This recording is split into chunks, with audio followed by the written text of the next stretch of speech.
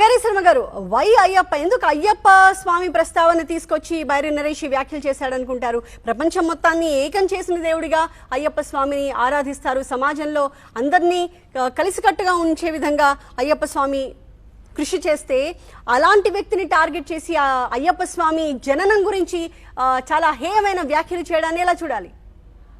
ఒక విచిత్రకరమైనటువంటి చూడండమ్మా, ఈవెన్ కేరళలో అంత ఇతరమైనటువంటి ధర్మాలు పాకిన ప్రదేశంలో కూడా అయ్యప్ప స్వామి దగ్గరకు వచ్చేటప్పటికి ట్రైబ్స్ దగ్గర నుంచి అందరూ కూడా మా దేవుడు అంటే మా దేవుడు అని వెళ్తారమ్మా. అయ్యప్ప స్వామి దగ్గర ఒక గొప్పతనం ఏంటంటే కులము, మతము, జాతి ఈ భేదాలు ఏం లేవు. అందరూ చక్కగా సహపంక్తిలో కూర్చొని భోజనం చేసి కులమతాలకు అతీతంగా, ఇప్పుడు స్వాముల్లో కూడా బ్రాహ్మణులు దీక్షగా తీసుకున్న వాళ్ళు ఇతరుల కాళ్ళకి నమస్కారం చేస్తూ ఉంటారు.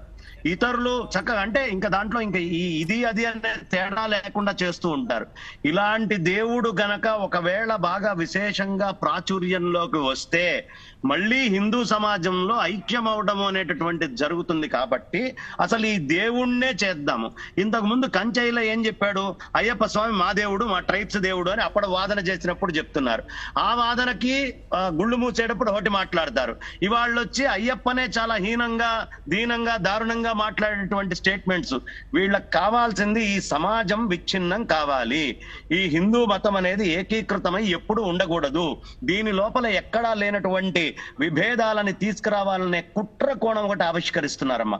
అయ్యప్ప ఇలాంటి కుట్రలు చేయడానికి అయ్యప్ప చాలా దూరంగా ఉంచుతారు అందరినీ కూడా. అలాంటి ఆయన్ని కూడా ఈ రంగంలోకి, నాకు తెలిసిన చాలా మంది క్రిస్టియన్స్ అయ్యప్ప దీక్షలు వేసుకునే వాళ్ళు ఉన్నారు. అలా అయ్యప్పని మిగతా వాళ్ళు కూడా నమ్ముతున్నారు.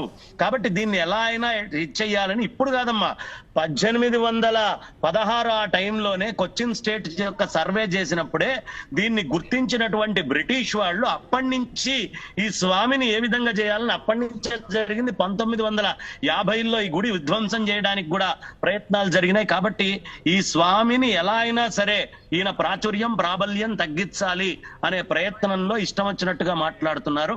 కానీ ఆ స్వామి గురించి మీరు ఎంత ఎక్కువగా అవతల వాళ్ళు మాట్లాడతారో అంత సంఘటితం అవుతుంది హిందూ సమాజం. చాలా జాగ్రత్తగా ఒళ్ళు దగ్గర పెట్టుకొని ఎప్పుడైనా ఒక హిందూ ధర్మానికి సంబంధించిన స్వామి గురించి మాట్లాడేటప్పుడు చాలా నాలుకని అదుపులో ఉంచుకొని మాట్లాడాలి. అది లేకపోతే దాని పరిణామాలు కూడా అంతే తీవ్రంగా ఉంటాయి. హిందూ సమాజం యొక్క కోపానికి ఖచ్చితంగా గురవుతారు, దీంట్లో అనుమానం లేదు.